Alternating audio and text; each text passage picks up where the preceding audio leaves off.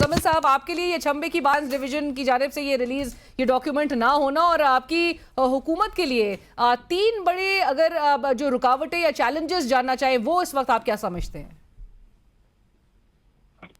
علینا، ہمارے لیے تو اس وقت اور آئی ڈونٹ نو کہ آپ لوگ اس پہ کیوں خاموش ہیں اور آپ پیٹرولیم لیوی اور اس پہ ابھی تک پھنسے ہوئے ہیں.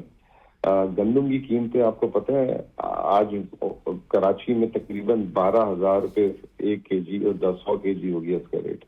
اور یہ جو ہے حکومت نے 3,500 روپے من میں خریدنی تھی کسان سے.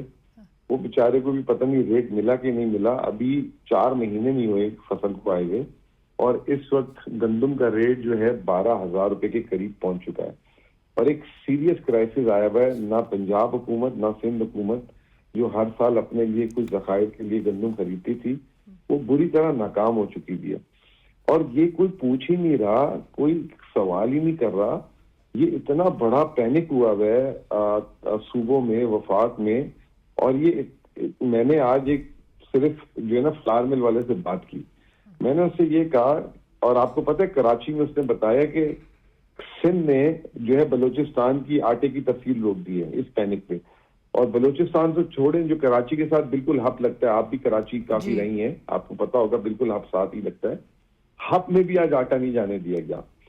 تو وہی صورتحال پشاور کی بھی ہے. پشاور اور کے پی میں بھی پنجاب سے آٹا آتا ہے اور اتنا مہنگا ہو گیا ہے. اور ابھی سیزن کا سٹارٹ ہے, یا تو حکومت کو درآمدات کھولنی پڑیں گی گندم کی.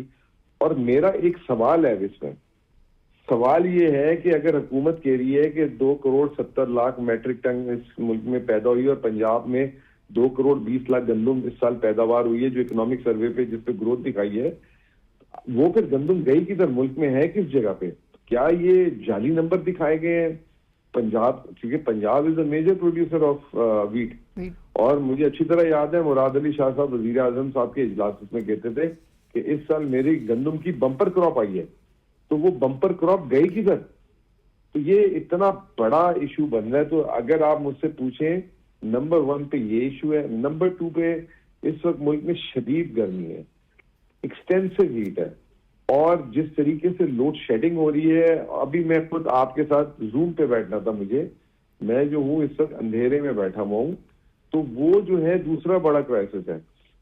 پورے ملک میں برابر کی تقسیم کیوں نہیں کرتے بجلی کی؟ بجلی کی ایندھن تو کے پی سے جا رہا ہے, بجلی کے پی سے جا رہی ہے, بلوچستان سے گیس آ رہی ہے, سندھ سے گیس آ رہی ہے, لیکن لوڈ شیڈنگ جدھر سے ایندھن جا رہا ہے ادھر ہی لوڈ شیڈنگ ہے سب سے زیادہ. یہ دوسرا بڑا ایشو ہے.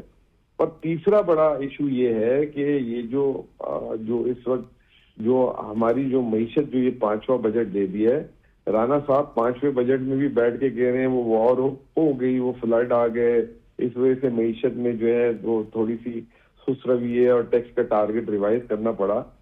تو دوسروں کی حکومت کے تو پہلے سال سے سوال شروع ہو جاتے تھے کہ یہ نااہل آ گئے, یہ یوں ہو گیا, یہ وہ ہو گیا.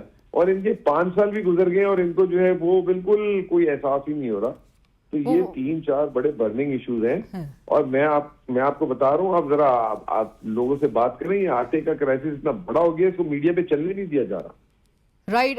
ڈاکٹر صاحب میں چاہوں گی آپ بھی اس پہ رسپونڈ کریں, جو مزمل صاحب بھی ہائی لائٹ کریں, اور یعنی کہ پھر یہ جو مالی سال ہے یہ بھی ہمیں انتہائی پریشان کن عوام کے لیے, جہاں پر میجر جو ٹارگٹس ہمیں پچھلے مالی سال میں بھی دیکھے مس کرتے ہوئے حکومت نظر آئی, زراعت کا ٹارگٹ ہو وہ پھر پورا نہیں ہو سکے گا, اور پھر جس قسم کے الارمنگ فگر سامنے نظر آ رہے ہیں, بے روزگاری کی شرح اس میں اضافہ, جو بے روزگار نوجوان ہیں وہ 18 ملین تک ان کی اگر تعداد پہنچ گئی ہو, سو ہم کس ڈائریکشن میں جا رہے ہیں اور کیا ترجیحات ہیں ڈاکٹر صاحب ان کی؟ دیکھیے 2 چیزوں کا ابھی ذکر کیا گیا, ایک گندم کا اور ایک بجلی کا. تو پرابلم ہے, چاہے کوئی بھی سیاسی جماعت وہ پاور میں آ جاتی ہے, جب حکومت بناتی ہے تو وہ گندم کا بزنس بھی خود کرنا چاہتی ہے. پورے ملک میں جتنی بجلی بنتی ہے پہلے اس کو خریدتی ہے, پھر اس کو فروخت کرتی ہے, اور اسی خرید و فروخت میں کوئی 500-600 ارب روپے کا سالانہ نقصان کرتی ہے. چاہے وہ پی ایم ایل این ہو, چاہے وہ پی ٹی آئی ہو, چاہے وہ پیپلز پارٹی ہو. ایک بنیادی نقطہ یہ ہے کہ حکومت گندم کی فصل کے اندر, سیکٹر کے اندر کیوں مداخلت کرتی, کیوں قیمتیں فکس کرنا چاہتی ہے, کیوں پوری پاکستان میں جو بجلی بنتی ہے پہلے خریدتی ہے پھر بیچتی ہے, اور اس کا نقصان جو ہے وہ 24 کروڑ پاکستانیوں کے سر پہ ڈال دیتی ہے. تو جو بنیادی معاشی ڈھانچہ ہے اس میں پچھلے 25-30 سالوں سے کوئی تبدیلی نہیں آ رہی، اور ان 25-30 سالوں میں ہم نے سب بڑی باتیں جو ہیں ان کو حکومت بناتے دیکھ لیا۔ دیکھیے پی ٹی آئی بھی پورے ملک میں جتنی بجلی بنتی تھی وہ خریدتی تھی، اور پھر وہ خریدی ہوئی بجلی پھر فروخت کرتی تھی، اور اس خرید و فروخت میں وہ جو ہے 500-600 ارب کا نقصان کرتی تھی۔ گندم کا بھی یہی حال۔ آپ حکومتوں کا کام ہے حکمرانی کرنا، یہ پرائیویٹ سیکٹر میں چھوڑ دیں، یہ بجلی بنانا، بجلی خریدنا، بجلی بیچنا، یہ گندم خریدنا اور وہ پھر پاسکو کے اندر سٹور کرنا، let the private sector do it. تو اس میں تو کوئی تبدیلی نہیں آئی، جو پہلی حکومتیں کرتی تھیں وہی اب بھی کر رہی ہیں، اور دونوں حکومتیں ان کی سمت غلط۔ بجٹ کے حوالے سے ایک چیز جس کو میں پرسنلی سراہنا چاہتا ہوں، اپلاؤڈ کرنا چاہتا ہوں، وہ بجٹ کا خسارہ ہے۔ ایک کریڈٹ اس حکومت کو ضرور جاتا ہے کہ آج سے چند سال پہلے جو بجٹ کا خسارہ تقریباً 9.1% پہ تھا، یہ بجٹ کا خسارہ نیچے لے آئے ہیں کوئی 3-3.5% پہ، 4% پہ۔ تو یہ بجٹ کے خسارے کا کریڈٹ جو ہے اس حکومت کو جاتا ہے۔ رائٹ، بٹ ڈاکٹر صاحب اس بجٹ کے خسارے کا کریڈٹ اگر ان کو جاتا ہے تو اس کے عوض آپ کو لگتا ہے کہ بوروئنگ بھی پھر اس لحاظ سے، کیونکہ وہ بھی سگنیفیکنٹلی ہمیں ہائر سائڈ پہ دکھائی دی، عوام نے الٹیمیٹلی ہر چیز کا کاسٹ جو ہے وہ بیر عوام کرتی ہوئی دکھائی دی، جو ابھی ہم ڈسکشن میں بھی بات کر رہے تھے، ٹیکسز کی مد میں، لیوی کی مد میں، سب کچھ عوام سے نچوڑا گیا، پھر تو الٹیمیٹلی اس بجٹ خسارے کی کمی کا جو فائدہ ہے وہ بھی پھر ہمیں نظر آنا چاہیے تھا۔ جی دیکھیے، جب حکومت کا بجٹری خسارہ کم ہوتا ہے یا اس کا بجٹ کا جو لاس ہے آمدن اور اخراجات کا ڈفرنس کم آتا ہے، تو پھر دو چیزیں ہوتی ہیں۔ ایک تو یہ چیز ہوتی ہے کہ حکومت کو اتنے نوٹ نہیں چھاپنے پڑتے، اور اس کے نتیجے میں جو مہنگائی کی شرح ہے وہ کنٹرول میں رہتی ہے۔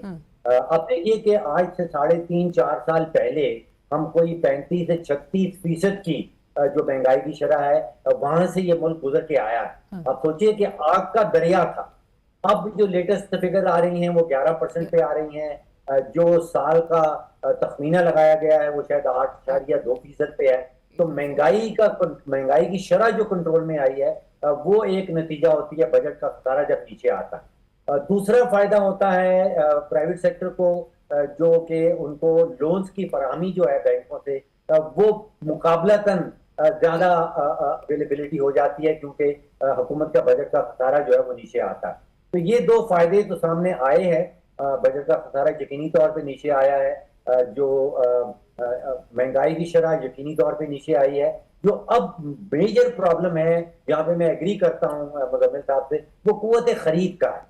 قوت خرید تقریباً آپ سوچئے کہ اس کا بیڑا غرق ہو گیا، یعنی کہ بجلی کا بل دینے کے بعد، یہ پیٹرول کا خرچہ کرنے کے بعد، ایک عام پاکستانی خاندان جو ہے اس کے پاس کوئی پیسہ ٹکا بچتا نہیں۔ تو پھر وہ سوچتا ہے کہ یہ مہنگائی کی شرح نیچے بھی آ جائے، میری جیب میں تو پیسہ ٹکا نہیں ہے، تو کیا فائدہ ہو۔ اور حالات یہ ہیں ڈاکٹر صاحب کہ ملتان میں ایک والد صاحب اپنے بیٹے کے کفن دفن کے پیسے ان کے پاس نہ ہوں، شیخ پورہ کا ایک شخص جو ہے وہ اپنے آپ کو آگ لگا کے جلا دے صرف اس بات پہ کہ وہ کہے کہ مجھ سے کمٹ جو ہے وہ 40,000 میری تنخواہ، وہ سترہ پنجاب کا ملازم تھا جس نے کہا کہ مجھے 19,000 روپے دے رہے ہیں، اس پہ شکایت کرنے پر وہ نوکری سے بھی ہاتھ دھو بیٹھے اور پھر اس کو اپنے آپ کو جلا دینا پڑے۔ سو یہ المیہ ہے، یہ اس ملک کی حالت زار اس وقت نظر آ رہی ہے، اور لائک یو سیڈ کہ حکومتی اخراجات آن دی ادر ہینڈ وہ بڑھتے چلے جا رہے ہیں۔ But thank you so much doctor صاحب، مزمل اسلم صاحب بہت شکریہ آپ دونوں کا، اور رانا احسان صاحب نے ہمیں پروگرام میں، اور اسی کے ساتھ ہی بڑھتے ایک بریک کی طرف۔ لیکن جو مسئلہ ہے، حکومت 5 بجٹس پریزنٹ کرنے کا کریڈٹ ضرور لے رہی ہے، حالات کے حوالے سے وہ یہ ضرور تاثر دے رہی ہے کہ معاملات سٹیبلائزیشن کی طرف آئے ہیں، لیکن یہ بھی ہر گزرتے دن کے ساتھ جو یہ کیسز رپورٹ ہو رہے ہیں، یہ اٹ سیلف سپیکس والیومز کہ اس وقت ملک میں عوام کی حالت زار کیا ہے، ان کی جو قوت خرید ہے وہ کس حد تک ختم ہو چکے رہ گئی ہے، اور دوسری طرف جو مہنگائی کی لہر ہے، اگرچہ نمبرز میں آپ کمی ضرور آتے ہوئے دیکھ رہے ہو، لیکن ایک دفعہ جب کموڈٹی پرائس بڑھ جائے تو وہ اپنی جگہ پہ واپس دوبارہ نہیں آتی۔ اور اسی کے ساتھ ہی کل تک کے لیے اجازت دیجیے، اللہ حافظ۔